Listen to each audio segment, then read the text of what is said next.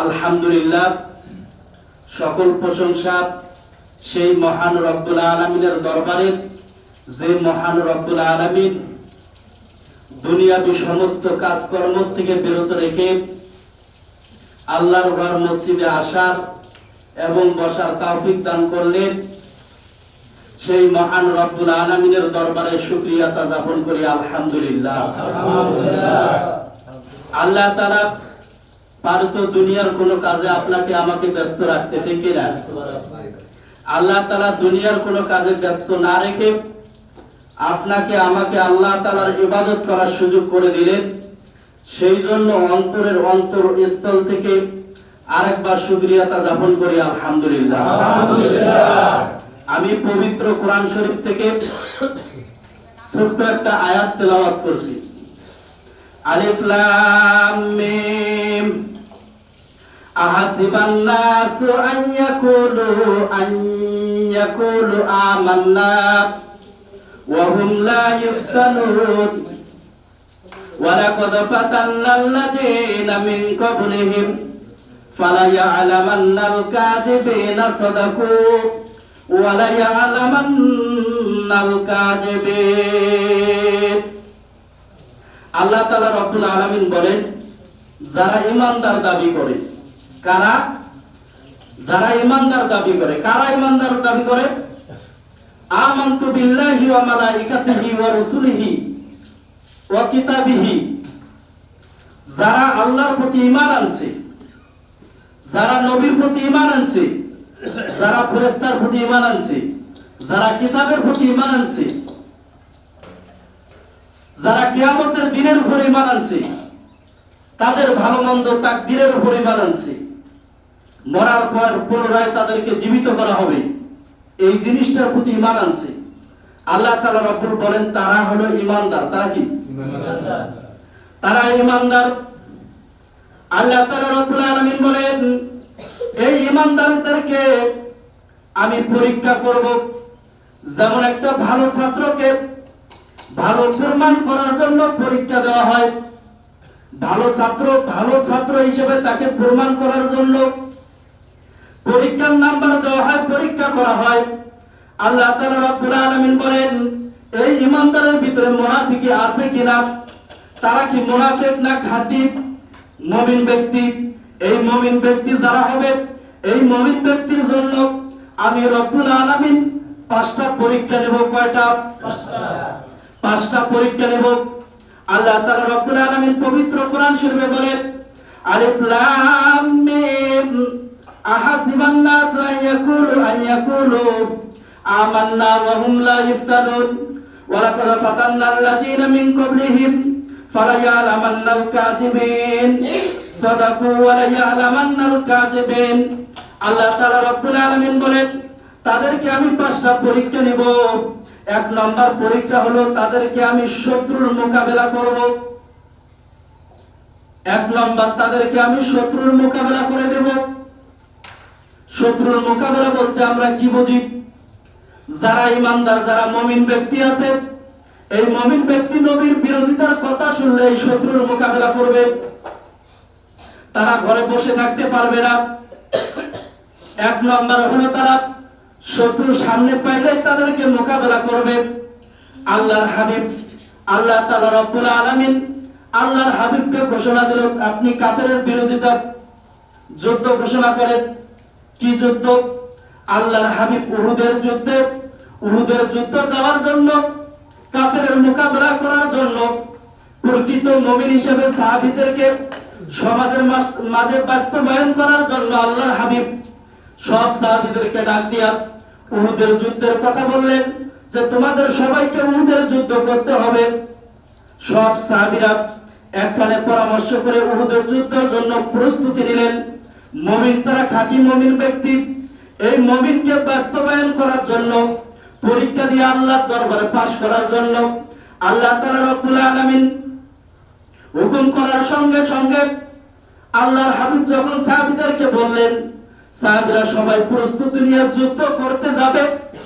এমন তো অবস্থায় এই দলের ভিতরে ইস্তাঈনু বিসসাবরি, ইস্তাগফির লাকুম আও লা তাস্তাগফির লাকুম ইন তাস্তাগফির লাকুম 70 মাররাতান ফালান ইয়াগফিরাল্লাহু লাকুম। আল্লাহ তাআলা রব্বুল আলামিন বলেন, এই সাহাবীদের ভিতরে এমন একজন ব্যক্তি আছে, এই ব্যক্তিটার কাজ হলো মুনাফিকি করা। এই ব্যক্তিটার কাজ কি? মুনাফিকি করা।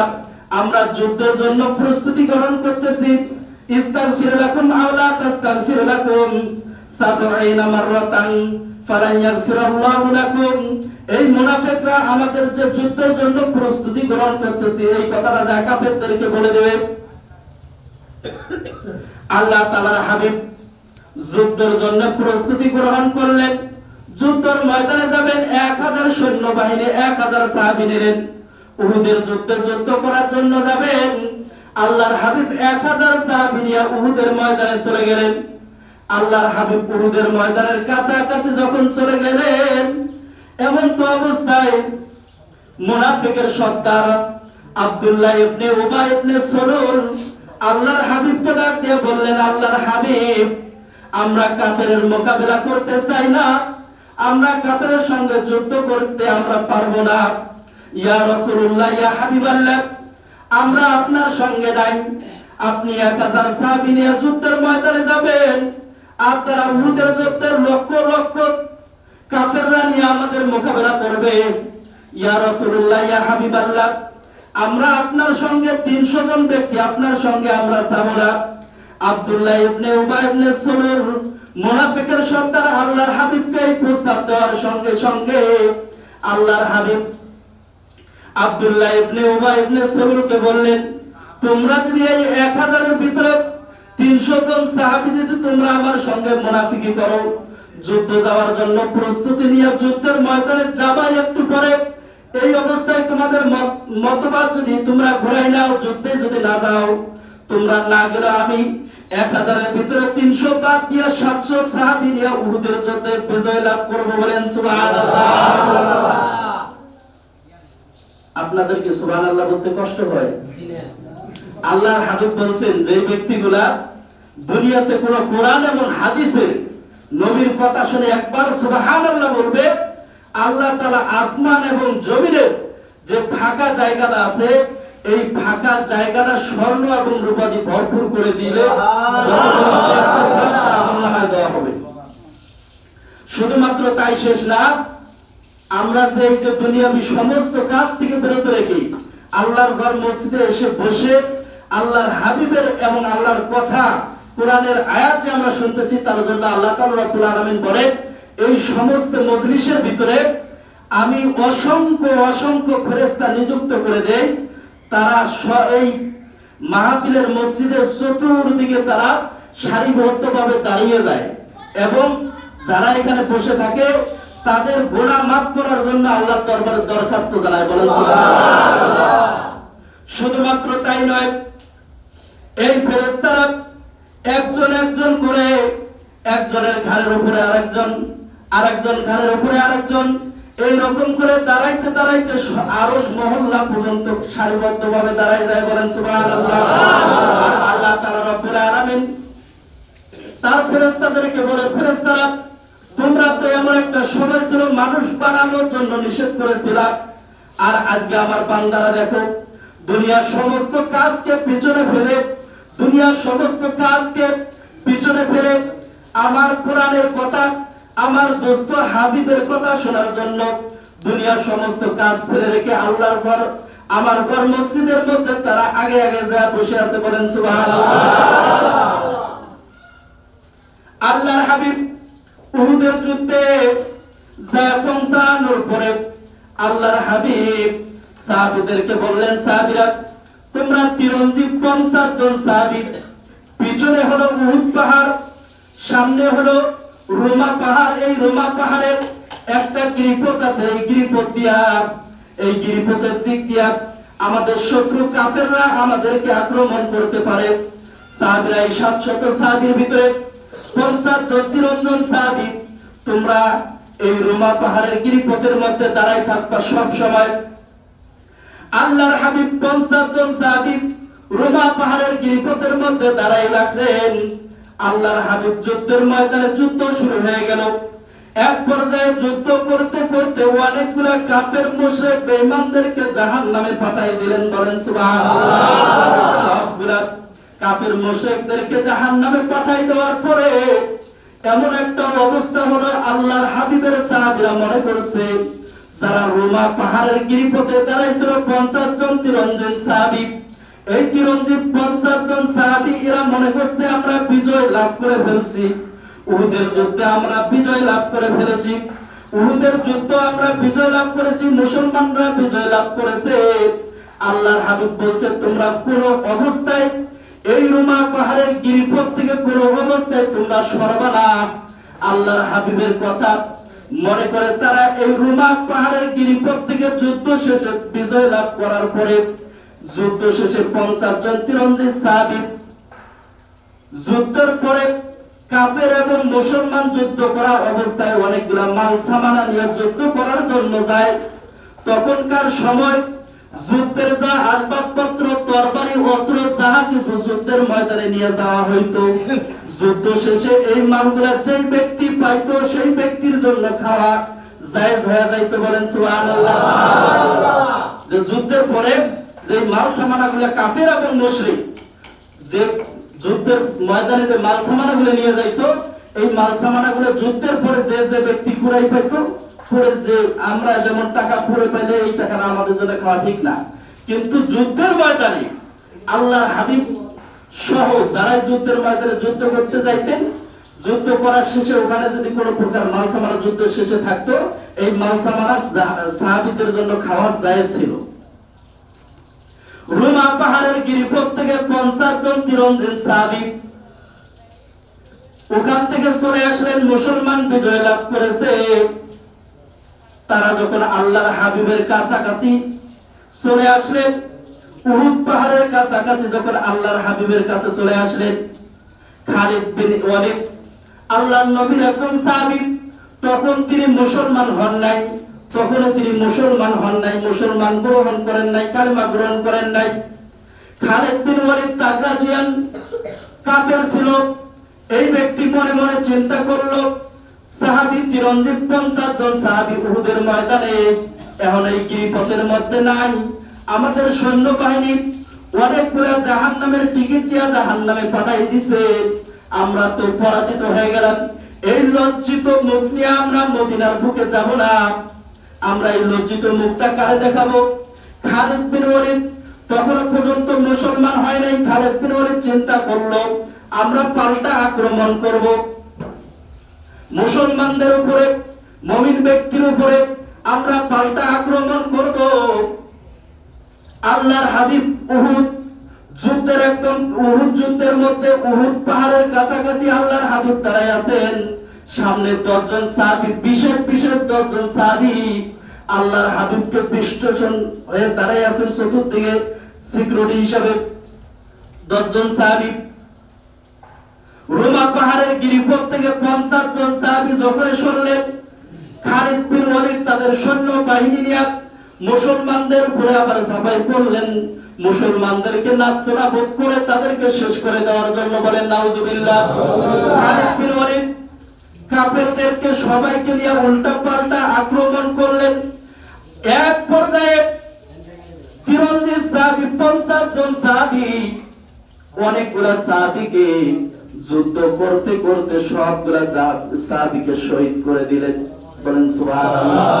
এই 50 জন সাহাবী শহীদ হয়ে গেল। আস্তে আস্তে আল্লাহর হাবিবকে সিকিউরিটি গার্ড দিয়েছে 10 জন সাহাবী ছিল। এই 10 জন সাহাবীদেরকে টার্গেট করে কাফেররা মুশরিকরা আল্লাহর হাবিবের কাছাকাছি চলে আসলেন আল্লাহর হাবিবকে মেরে ফেলার জন্য। বলেন নাউজুবিল্লাহ। হযরত তালহা রাদিয়াল্লাহু তাআলা কাফেরের মোকাবেলা করার জন্য কাফেররা পাহাড়ের চূড়া থেকে তীর আল্লাহর হাবিবকে লক্ষ্য করে আল্লাহর হাবিবকে মারার জন্য অনেক দূর থেকে পাহাড়ের চূড়া থেকে তীর নিক্ষেপ করা শুরু করলো।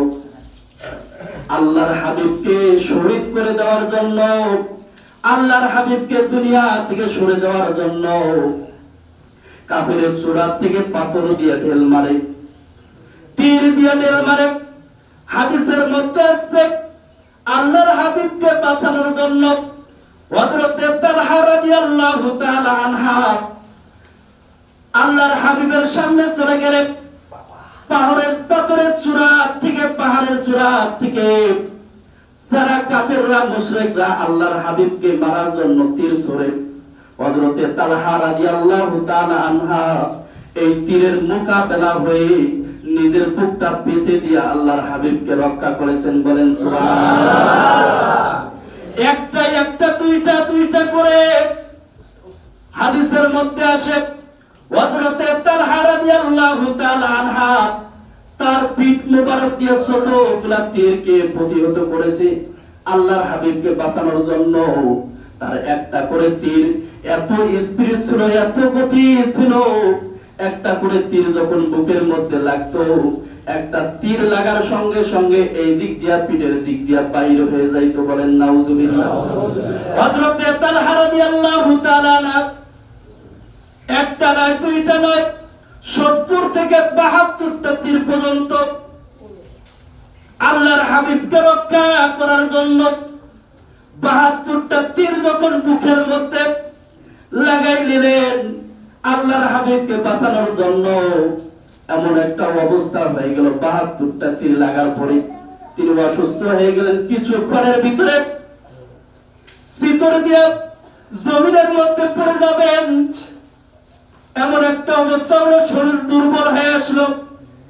এমন অবস্থায় হযরত কাতাদা রাদিয়াল্লাহু তাআলা আনহা হযরত তালহাকে বললেন, ভাই তুমি তো আর সহ্য করতে পারতেছো না, আমাকে একটু জান্নাত যাওয়ার সুযোগ করে দাও, আমিও দেখি আমার বুকের মধ্যে আল্লাহর হাবিবকে বাঁচানোর জন্য তীরগুলো আমার বুকের মধ্যে আমি নিতে পারি কিনা। বলেন সুবহানাল্লাহ। আশিকে রাসূল আল্লাহর হাবিবকে তারা কি রকম মহব্বত করত, আপনি আমি কি রকম নবীর মহব্বত করি। হযরত কাতাদা রাদিয়াল্লাহু তাআলা আনহা হযরত তালহা রাদিয়াল্লাহু তাআলা আনহাকে বললেন, আপনি তো অসুস্থ হয়ে গেলেন 72টা তীর খাওয়ার পরে, আপনি এখন জমিনের মধ্যে পড়ে যাবেন। হযরত তালহা বলে, যতক্ষণ পর্যন্ত আমার এই দেহের ভিতরে প্রাণ আছে ততক্ষণ পর্যন্ত আমার স্থানে তোমারে আমি দাঁড়াইতে দেব না। আমি যদি শহীদ হয়ে যাই, আমি যদি এখানে ইন্তেকাল করি, আমার পরে তুমি আমার স্থানের মধ্যে দাঁড়াবা। বলেন সুবহানাল্লাহ। বলতে বলতে এমন একটা তীর এসে হযরত কাতাদা রাদিয়াল্লাহু তাআলা আনহুর বুকের মধ্যে বেঁধে গেলেন। হযরত কাতাদা রাদিয়াল্লাহু তাআলা আনহা আল্লাহর হাবিবের সামনে শহীদ হয়ে গেলেন, দুনিয়া থেকে চিরবিদায় হয়ে গেলেন। হযরত কাতাদা রাদিয়াল্লাহু তাআলা আনহা এই তালহার জায়গার সাহাবী তালহার জায়গায় হযরত কাতাদা রাদিয়াল্লাহু তাআলা আনহু দাঁড়ালেন। কাফিররা পাহাড়ের চূড়া থেকে নবীকে লক্ষ্য করে নবীকে মারার জন্য পাহাড়ের চূড়া থেকে তীর মারা শুরু করলেন। একটা নয় দুইটা নয় 30 থেকে 40টা তীর আল্লাহর হাবিবকে মারার জন্য পাহাড়ের চূড়া থেকে যখন মারলেন, হযরত কাতাদা রাদিয়াল্লাহু তাআলা আনহা এই তীরগুলা তার বুক মোবারকের মধ্যে দিয়া আল্লাহর হাবিবকে এই বুক মোবারকের মধ্যে তীরগুলা লাগাইয়া আল্লাহর হাবিবকে সেভ করলেন। বলেন সুবহানাল্লাহ। অবশেষে হযরত কাতাদা রাদিয়াল্লাহু তাআলা তীরের আঘাত সহ্য না করে পেরে মনে মনে চিন্তা করলেন, এখান থেকে আল্লাহর হাবিবকে আমার কোলের মধ্যে নিয়ে হয়তো বা পাহাড়ের একটা গুহার মধ্যে যা ঢুকবো। আল্লাহর হাবিবের কাছে হযরত কাতাদা রাদিয়াল্লাহু তাআলা আসলেন, এসে আল্লাহর হাবিবকে বুকের মধ্যে জড়াই নিলেন। ইয়া রাসূলুল্লাহ, ইয়া হাবিবাল্লাহ, কাফেররা যেভাবে আপনার উপরে আমাদের উপরে যেভাবে আক্রমণ করা শুরু করছে, ইয়া রাসূলুল্লাহ, ইয়া হাবিবাল্লাহ, হয়তো উহুদের ময়দানে আপনাকে আমরা বাঁচাইতে পারবো না। ইয়া রাসূলুল্লাহ, ইয়া হাবিবাল্লাহ, আপনি আমার সঙ্গে চলেন। আল্লাহর হাবিবকে হযরত কাতাদা রাদিয়াল্লাহু তাআলা বুকের মধ্যে জড়াই নিয়া পাহাড়ের গুহার দিকে যাওয়া শুরু করলেন। এমন তো অবস্থায় একজন কাফের পাহাড়ের চূড়া থেকে এমন জোরে একটা তীর মারলেন, হযরতে কাতাদা রাদিয়াল্লাহু তাআলা আনহার বুকের ভিতর দিয়ে একবারে বাহিরে চলে গেলেন, তীরটা পেট দিয়ে বাহির হয়ে গেলেন। হযরতে কাতাদা রাদিয়াল্লাহু তাআলা আনহা বিশ্ব নবীর চোখের সামনে ইন্তেকাল করলেন। হযরতে কাতাদা রাদিয়াল্লাহু তাআলা আনহু শেষ হয়ে গেলেন, শহীদ হয়ে গেলেন। 10 জন সাহাবী আল্লাহর হাবিবকে সিকিউরিটি দেওয়ার জন্য 10 জন সাহাবী আল্লাহর হাবিবের কাছে এমন তো অবস্থায় একে একে 7 জন সাহাবী শহীদ হয়ে গেলেন, জান্নাতে চলে গেলেন, শহীদ হয়ে গেলেন। হযরতে আবু বকর রাদিয়াল্লাহু তাআলা, হযরতে ওমর রাদিয়াল্লাহু তাআলা যুদ্ধ করতে করতে অনেক করে কাফেরকে জাহান্নামের টিকিট দিয়ে তাদেরকে জাহান্নামে পাঠিয়ে দিলেন। অবশেষে হযরতে ওমর রাদিয়াল্লাহু তাআলা আনহু তীরের আঘাত খেতে খেতে এমন একটা দুর্বল হয়ে গেলেন। হযরতে ওমর রাদিয়াল্লাহু তাআলা আনহার হাত থেকে অস্ত্রটা মাটিতে পড়ে গেল। হযরতে আলী রাদিয়াল্লাহু তাআলা আনহু তীর খেতে খেতে হযরতে আলী রাদিয়াল্লাহু তাআলা আনহুর তীর অস্ত্রটা মাটিতে পড়ে গেল, তাদের তরবারিটা মাটিতে পড়ে গেল। এমন তো অবস্থায় পাহাড়ের চূড়া থেকে আল্লাহর নবীকে লক্ষ্য করে আল্লাহর হাবিবকে মারার জন্য, আল্লাহর নবীকে মারার জন্য একজন কাফের পাহাড়ের চূড়া থেকে এত বড় একটা পাথরের খণ্ড দিয়ে আল্লাহর হাবিবকে মারার জন্য লক্ষ্য করে আল্লাহর হাবিবের দিকে যখন পাথরটা ছুঁড়ে মারলেন, সঙ্গে সঙ্গে আল্লাহর হাবিবের 2টা দাঁত মোবারকে লেগে, মুখের উপরে লেগে 2টা দাঁত মোবারক তার স্থান থেকে ভেঙে জমিনে পড়ে গেলেন। আল্লাহর হাবিব 2টা চোখের পানি ছেড়ে কান্না করা শুরু করলেন। এমন তো অবস্থায় পাহাড়ের চূড়া থেকে কাফেররা, মুশরিকরা পাহাড়ের চূড়া থেকে আল্লাহর হাবিবকে মারার জন্য আর একটা পাথর এই পাহাড়ের চূড়া থেকে আল্লাহর হাবিবকে মারার জন্য এত জোরে নিক্ষেপ করলেন। আল্লাহর হাবিবের যুদ্ধের সময় মাথার মধ্যে লোহার হেলমেট ছিল, এত জোরে পাথরের আঘাত করার কারণে আল্লাহর হাবিবের মাথার লোহার হেলমেটটা ভেঙে একটা লোহার খণ্ড আল্লাহর হাবিবের ডান পাশ দিয়ে মাথার ভিতরে ঢুকে গেলেন। বলেন নাউজুবিল্লাহ। আল্লাহর হাবিব অসুস্থ হয়ে গেল। উহুদের যুদ্ধে আল্লাহর হাবিব 3য় পাথরের আঘাত খাওয়ার পরে দাঁড়াই আছে। কাফেররা, মুশরিকরা আল্লাহর হাবিবকে লক্ষ্য করে এত জোরে 3য় পাথরটা মারলেন। মারার সঙ্গে সঙ্গে আল্লাহর হাবিব আর সেই জায়গার মধ্যে দাঁড়াই থাকতে পারলেন না। মাথা মুচুর দিয়া, মাথা ঘোরান দিয়া একটা গর্তের মধ্যে পড়ে গেলেন। যুদ্ধের ময়দানে সবগুলো সাহাবী শহীদ হয়ে গেল। হযরতে ওমর রাদিয়াল্লাহু তাআলা আনহু অসুস্থ হয়ে জমিনে পড়ে আছে। হযরতে আলী রাদিয়াল্লাহু তাআলা অসুস্থ হয়ে জমিনে পড়ে আছে। এমন তো অবস্থায় আল্লাহর হাবিব পুরা শরীর রক্তাক্ত অবস্থায়, দাঁত ভাঙা, দাঁতের ব্যথা, মাথার মধ্যে লোহার হেলমেটের একটা খান্ডা ভিতরে ঢুকে গেছে। মাথা ব্যথা নিয়ে অসুস্থ হয়ে আল্লাহর হাবিব যখন গর্তের মধ্যে পড়লেন, শয়তান দেখলেন আল্লাহর হাবিবকে আর দেখা যায় না।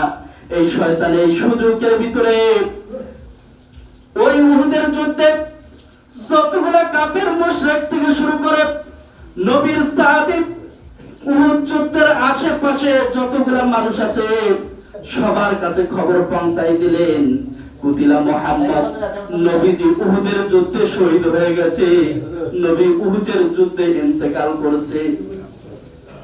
শয়তান শুধুমাত্র এই খবরটা উহুদের যুদ্ধে সীমাবদ্ধ নয়, এই উহুদের যুদ্ধের মধ্যে যারা ছিল তাদের মাঝখানে শুধুমাত্র এই কথাটা সীমাবদ্ধ নয়। শয়তান উহুদের যুদ্ধ থেকে মদিনার অলিতে গলিতে চলে গেলেন। মদিনার অলিতে গলিতে যায় সব জায়গার মধ্যে খবর ছড়াই দিলেন, আল্লাহর হাবিব দুনিয়াতে নাই, আল্লাহর হাবিব উহুদের যুদ্ধের মধ্যে শহীদ হয়ে গেছেন। এই খবর যখন সব জায়গায় পৌঁছে গেল, হযরতে ওমর রাদিয়াল্লাহু তাআলা আনহু বলেন, ওগো আল্লাহর রাসূল, আপনি যদি উহুদের যুদ্ধে শহীদ হয়ে যান, আমরা আর কার জন্য দ্বীনকে বেঁচে রাখার জন্য যুদ্ধ করব? ইয়া রাসূলুল্লাহ, আপনি যদি আমাদেরকে ছেড়ে শহীদ হয়ে যান, ইয়া রাসূলুল্লাহ, ইয়া হাবিবাল্লাহ, আপনি যদি এই উহুদের যুদ্ধের মধ্যে শহীদ হয়ে যান, আমরা এই দ্বীনের জন্য, মুমিন পরীক্ষা দেওয়ার জন্য আমরা কার জন্য আর এখানে যুদ্ধ করব? হযরত ওমর রাদিয়াল্লাহু তাআলা গলা কাটা মুরগির মতো উহুদের যুদ্ধের মধ্যে গড়াগড়ি দিয়ে কান্নাকাটি করেন। হযরত আলী রাদিয়াল্লাহু তাআলা এই উহুদের যুদ্ধে কান্নাকাটি করেন। এই শয়তান যখন মদিনার মধ্যে খবর পৌঁছে দিলেন, মদিনার অলিতে গলিতে যখন খবর পৌঁছে গেল, মদিনার যারা বাসিন্দা ছিল, মদিনার মধ্যে যারা বসবাস করত, আল্লাহর হাবিবকে যারা মহব্বত করত, হযরতে বেলাল রাদিয়াল্লাহু তাআলা ওই সময় আযান দিতেছিলেন। হযরতে বেলাল রাদিয়াল্লাহু তাআলার কাছে যখন খবর গেল, বেলাল রাদিয়াল্লাহু তাআলা আনহা আযানের মধ্যে ছিলেন, সঙ্গে সঙ্গে দবাত করে জমিনের মধ্যে পড়ে গেলেন। আমি কার জন্য মদিনার মধ্যে আযান দিব? যে লোকটা মদিনার মধ্যে এসে নামাজের জন্য মানুষকে ডাকবে, দ্বীনের জন্য মানুষকে ডাক দিবে, যাকে আমরা ইমাম হিসেবে স্মরণ করে নামাজ আদায় করব, এই লোকটাই যদি উহুদের যুদ্ধে শহীদ হয়ে যায়, আমি কাদেরকে কার নাম নিয়ে আমি আযান দেব? হযরতে বেলাল মদিনার থেকে, এই মসজিদে নববীর থেকে গলা কাটা মুরগির মতো কান্নাকাটি করতে করতে উহুদের যুদ্ধের দিকে রওনা করা শুরু করলেন। শুধুমাত্র এই সাহাবী নয়, মদিনার যারা বসবাসকারী ছিল সবগুলা মানুষ এই শয়তানের এই খবর পাওয়ার সঙ্গে সঙ্গে, যে নবীর আমরা এত মহব্বত করতাম, এত ভালোবাসতাম, উহুদের যুদ্ধে যদি এই ব্যক্তি শহীদ হয়ে যায়, সবার মুখে মুখে এই কথাটা আলোচনা হলো, আল্লাহর হাবিব উহুদের যুদ্ধে শহীদ হয়ে গেছে। খবরটা যখন মদিনার অলিতে গলিতে পৌঁছে গেল, ছোট্ট ছোট্ট বাচ্চা যারা মায়ের স্থান থেকে দুধ পান করত, মায়ের স্থানে এই ছোট্ট ছোট্ট বাচ্চাগুলার দুধ পান করে না। যদি আল্লাহর হাবিব এই দুনিয়াতে না থাকে, আল্লাহর হাবিবকে যদি কাফেররা মুশরিকরা শহীদ করে দেয়, আমরা আর মায়ের স্থানের মধ্যে দুধ খাইতে চাই না। মদিনার অলিতে গলিতে যতগুলা ভেড়া বকরি ছিল, সবগুলা তার স্থান থেকে ঘাসের কাছ থেকে মুখটা তুলে নিছে। আল্লাহর হাবিব যে নবীকে সৃষ্টি না করলে আমাদেরকে সৃষ্টি করা হইতো না। এই আল্লাহর হাবিব যদি উহুদের যুদ্ধে শহীদ হয়ে যায়, আমরা আর এই দুনিয়াতে বেঁচে থাকতে চাই না, বলেন সুবহানাল্লাহ। মদিনার অলিতে গলিতে যতগুলা বসতবাড়ি মানুষ ছিল, কান্নাকাটি করতে করতে উহুদের যুদ্ধের দিকে রওনা করা শুরু করলেন। আল্লাহর হাবিব উহুদের যুদ্ধে শহীদ হয়ে গেছে, এই খবর পাওয়ার সঙ্গে সঙ্গে আল্লাহর হাবিবকে দেখার জন্য সবগুলা মানুষ যখন উহুদের যুদ্ধে যাওয়ার রওনা করা শুরু করলো, হযরতে ফাতেমা রাদিয়াল্লাহু তাআলা আনহা বাবার মহব্বতে হুজরা খানার থেকে বাইরে হয়ে আমার বাবাকে দেখার জন্য, নবীকে দেখার জন্য হুজরা খানার থেকে বাইরে হয়ে গলা কাটা মুরগির মতো ফাল পড়তে পড়তে মাটিতে গড়াগড়ি দিয়ে আল্লাহর হাবিবকে উহুদের যুদ্ধে দেখার জন্য যাইতেছিলেন। এমন তো অবস্থায় ওই মদিনার থেকে আরেকজন ব্যক্তি, আরেকজন মহিলা নবীর ইন্তেকালের খবর পাওয়ার পরে, শয়তানের এই খবর পাওয়ার পরে উহুদের যুদ্ধের দিকে রওনা করা শুরু করলেন। ইতিমধ্যে একজন সাহাবীর সঙ্গে দেখা হলো। এই সাহাবী মহিলারা ডাক দিয়ে বলতেছে, মহিলা, উহুদের যুদ্ধে তুমি যাইতেছো যার জন্য, তোমার বাবা উহুদের যুদ্ধে শহীদ হয়ে গেছে, তুমি তোমার বাবার জন্য মনে হয় যাইতেছো, তোমার বাবা উহুদের যুদ্ধে শহীদ হয়ে গেছে, যা কোনো লাভ নাই। মহিলা ডাক দিয়া বলে, আমি আমার বাবার জন্য যাই না। এইরকম বলার পরে একটু জায়গা যখন অগ্রসর হলেন, আর একজন সাহাবীর সঙ্গে সাক্ষাৎ হয়ে গেল।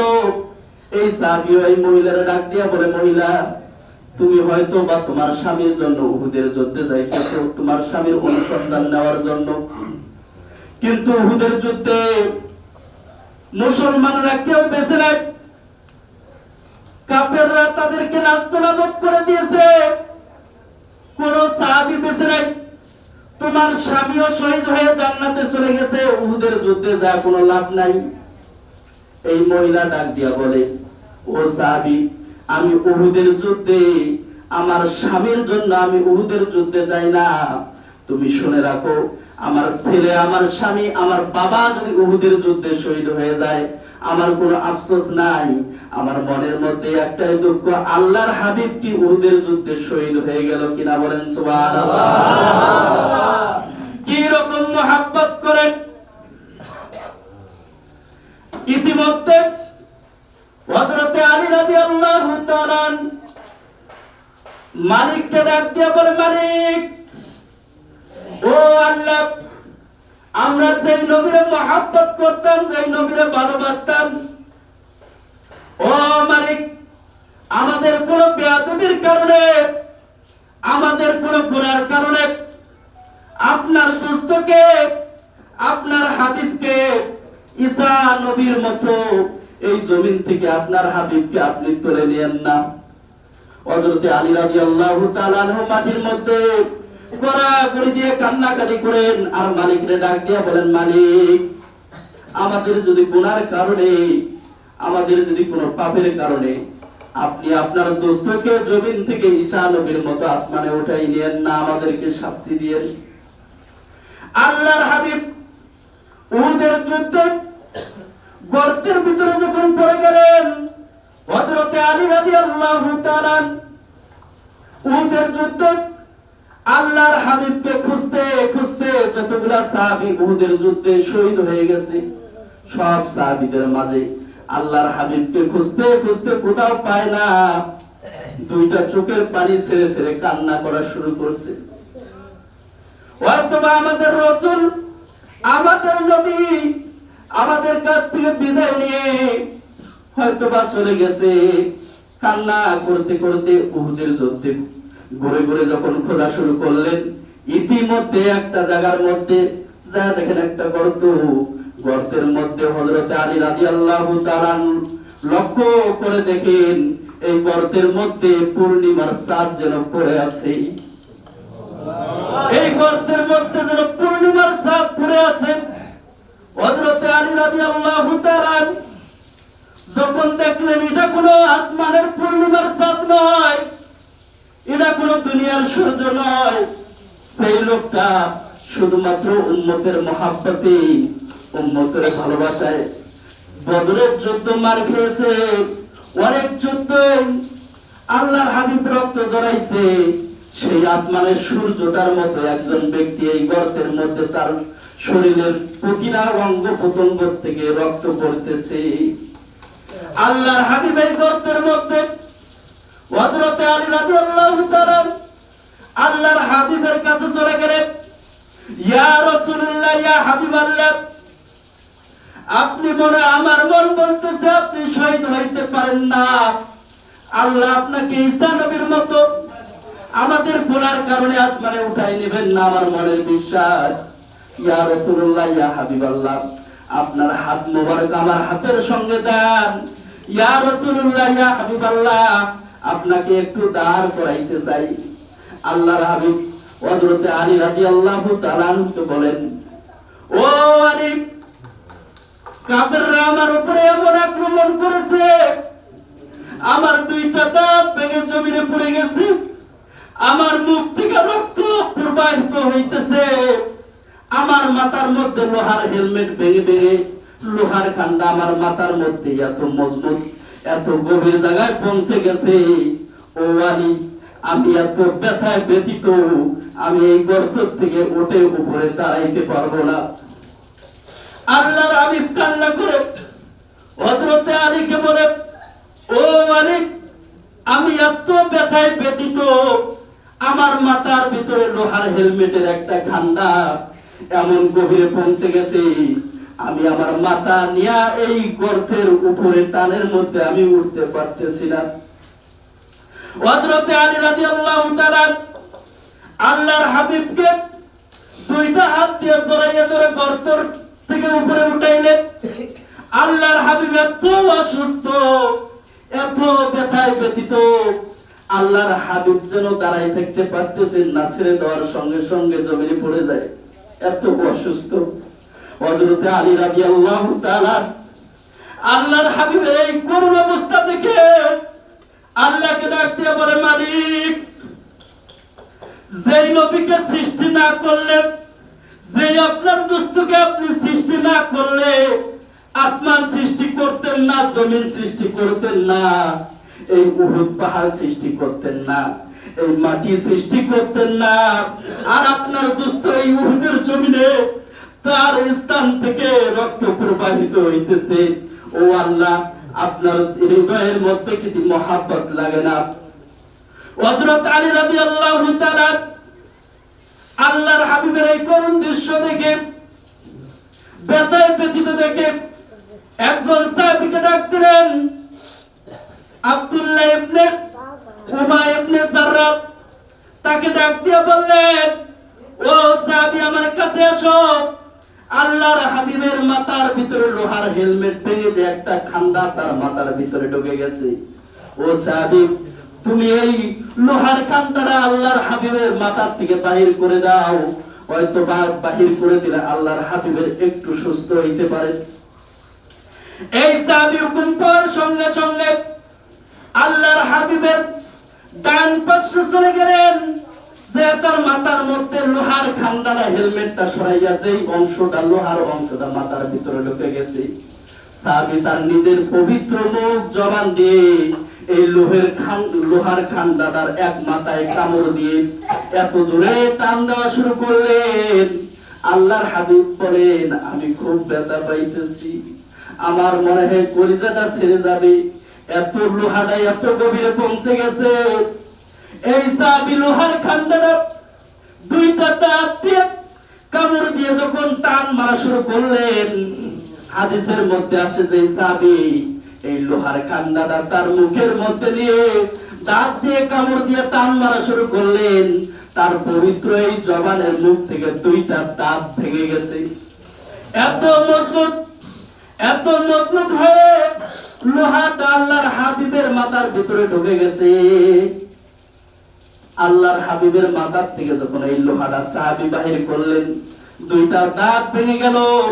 আল্লাহর হাবিব মাথাটা ঘুরাইয়া সাহাবীর দিকে লক্ষ্য করে বললেন, সাহাবী, কি ব্যাপার, তোমার মুখের মধ্যে কি হলো? আল্লাহর হাবিবকে লক্ষ্য করে সাহাবী বলেন, এত মহব্বত, এত ভালোবাসা, ইয়া রাসূলুল্লাহ, ইয়া হাবিবাল্লাহ, আমার কিচ্ছু হয় না। বলেন সুবহানাল্লাহ। কেন বললেন? কারণ তার দুইটা দাঁত মোবারক ভেঙে গেছে। আল্লাহর হাবিব উহুদের যুদ্ধে এত ব্যথায় ব্যথিত, এত কষ্ট পেয়েছেন উহুদের যুদ্ধে। এই অবস্থায় যদি আমি বলি আমার মুখে দুইটা দাঁত ভেঙে গেছে, হয়তো বা আল্লাহর হাবিব আরো বেশি কষ্ট পাইতে পারে। আল্লাহর হাবিবকে কষ্ট না দেওয়ার জন্য তিনি তার দাঁত ভাঙা শর্ত আল্লাহর হাবিবকে বুঝতে দিলেন না। বলেন সুবহানাল্লাহ। এত কষ্ট দেওয়ার পরে আল্লাহ তাআলা রব্বুল আলামিনের হৃদয়ের মধ্যে যখন লেগে গেলেন, আল্লাহ তাআলা রব্বুল আলামিন ফেরেশতা জিবরাইলকে বললেন, ফেরেশতা জিবরাইল, তুমি আমার হাবিবের কাছে যাও, আমার দোস্তর কাছে যাও, জাহান্নাম থেকে দুইজন আযাবের ফেরেশতা নিয়ে যাও। আমি আর এই পৃথিবীর মধ্যে কোনো মানব জাতিরে রাখতে চাই না, কোনো পাহাড় পর্বত, কোনো জমিন, কোনো কিছুই রাখতে চাই না। যেই নবীর মহব্বত করে, যেই হাবিবের মহব্বত করে, যার ভালোবাসায় আমি আসমান তৈরি করেছি, জমিন তৈরি করেছি, এই কাফেরকেও আমি সৃষ্টি করেছি, এই মুসলমানদেরকেও সৃষ্টি করেছি। যে নবীরে পাথর মেরে মেরে রক্তাক্ত করে দিয়েছে, যাও ফেরেশতা যাও আল্লাহর হাবিবের কাছে যা পারমিশন একবার নাও। আল্লাহর হাবিব যদি পারমিশন দেয়, মুহূর্তের ভিতরে আসমান জমিন একাকার করে সবকিছু আমি ভেঙে চুরমার করে দেব। ফেরেশতা জিবরাইল আল্লাহর হুকুম পাওয়ার পরে আল্লাহর হাবিবের কাছে আসলেন, এসে সালাম দিলেন, আসসালামু আলাইকুম ইয়া রাসূলুল্লাহ ইয়া হাবিবাল্লাহ। আল্লাহর পক্ষ থেকে সালাম গ্রহণ করেন, ইয়া রাসূলুল্লাহ আল্লাহ আপনার কাছে আমার পাঠাইছে। ইয়া রাসূলুল্লাহ ইয়া হাবিবাল্লাহ, আপনার পুরো শরীর থেকে রক্ত বাইর হয়ে জমিনে পড়তেছে, এত ব্যথায় আপনি ব্যথিত, কাফেররা পাথর দিয়ে আপনার উপরে এত আঘাত করেছে। ইয়া রাসূলুল্লাহ ইয়া হাবিবাল্লাহ, আপনি একবার পারমিশন দেন, আমি জাহান্নাম থেকে দুইজন ফেরেশতা আনছি, এই ফেরেশতাদেরকে আমি সঙ্গে নিয়ে আসছি। ইয়া রাসূলুল্লাহ ইয়া হাবিবাল্লাহ, আপনি একবার পারমিশন দেন, আমি মুহূর্তের ভিতরে রোমা পাহাড় এবং পিছনে উহুদ পাহাড়, দুইটা পাহাড়কে একখানে করে দেব। যারা কাফের মুশরিক যারা আছে তাদেরকে মুহূর্তের ভিতরে ধূলিসাৎ করে দেব। হযরতে মুহাম্মদ সাল্লাল্লাহু আলাইহি সাল্লাম উম্মতের মহায় উম্মতের ভালোবাসায় উহুদের যুদ্ধে এত কষ্ট পাওয়ার পরে, নিজের দাঁত মোবারক ভেঙে ফেলার পরেও নিজের শরীর থেকে রক্ত প্রবাহিত হয়ে জমিনে পড়তেছেন, এমন তো অবস্থায় হযরতে মুহাম্মদ সাল্লাল্লাহু আলাইহি সাল্লাম উম্মতের মায়ায় উম্মতের মহব্বতে আল্লাহর ফেরেশতা জিবরাইলকে বললেন, জিবরাইল আমি তোমার কাছে কোনো আযাবের দরখাস্ত নয়, আর আমি তোমার কাছে কোনো আযাবের কথা বলি না, আমি রব্বুল আলামিনের কাছে একটা আবেদন করি, আমার এই উহুদের যুদ্ধে রক্ত ঝরার কারণে এই আসমানের নিচে জমিনের উপরে যতগুলা কাফের মুশরিক মুসলমান যারাই আছে তাদেরকেও যেন আমার এই কষ্টটার ভাগ তাদের উপরে প্রভাব যেন না ফেলায়, তাদেরকে যেন কষ্ট না দেয়। এই মুহূর্তে যদি কাফের মুশরিক সবগুলা মানুষকে যদি ধ্বংস করে দেয়, আমি বিশ্ব নবী দ্বিতীয়বার কোন ব্যক্তিগুলোর কাছে দাওয়াত দিব? আরেকবার বলেন সুবহানাল্লাহ। এত কষ্ট পাওয়ার পরে, উহুদের যুদ্ধে রক্ত ঝরার পরে, যেই নবী উম্মতের মহব্বতে উম্মতের ভালোবাসায় উম্মতের উপরে কাফেরের উপরে পর্যন্ত আযাবের দরখাস্ত করে না, কাফেরের পক্ষে আল্লাহর দরবারে বলেন, ইয়া রাসূলুল্লাহ ইয়া হাবিবাল্লাহ, আল্লাহর দরবারে বলেন, আল্লাহ এই উহুদের যুদ্ধে আমার শরীর থেকে রক্ত বাহির করার কারণে আপনি তাদের উপরে রাগ গোসা না করে তাদেরকে আপনি ধ্বংস করে দিয়েন না। বলেন সুবহানাল্লাহ। এই নবীরে আমরা আজকে মহব্বত করতে জানি না, যে নবী উহুদের যুদ্ধে ফেরেশতা জিবরাইল কে সরিয়ে দিয়ে আল্লাহর হাবিব উহুদের যুদ্ধে সিজদায় পড়ে আল্লাহর কাছে দরখাস্ত জানাইলেন, ইয়া রব্বুল আলামিন, কাল কিয়ামতের ময়দানে কঠিন হাসরের ময়দানে যে উম্মতগুলা জাহান্নামে যাবে, জাহান্নামী ঘোষণা হয়ে যাবে, রব্বুল আলামিন আপনি সেই কঠিন মুহূর্তের সময় আমাকে পারমিশন দিয়েন, এই জাহান্নামী ব্যক্তিগুলাকে যেন হাত ধরে ধরে আমি নবী যেন তাদেরকে জান্নাতে নিয়ে যাইতে পারি। বলেন সুবহানাল্লাহ। আল্লাহ তাআলা রব্বুল আলামিন আপনাকে আমাকে এই নবীর মহব্বত, নবীর ভালোবাসা, মুমিনের প্রথম পরীক্ষা কাফেরের মোকাবেলা হয়ে সঠিকভাবে পরীক্ষা দেওয়ার তৌফিক দান করুন। এই বলে আমার কথা শেষ করছি। ওয়া আখিরি দাওয়ানা আনিল হামদুলিল্লাহি রাব্বিল আলামিন। যাদের সুন্নত নামাজ বাকি আছে কাবলার জুমা সালাকা সুন্নত নামাজ পড়ে নেন।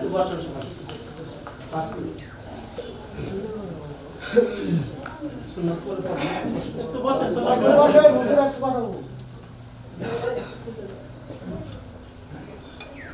আলহামদুলিল্লাহ।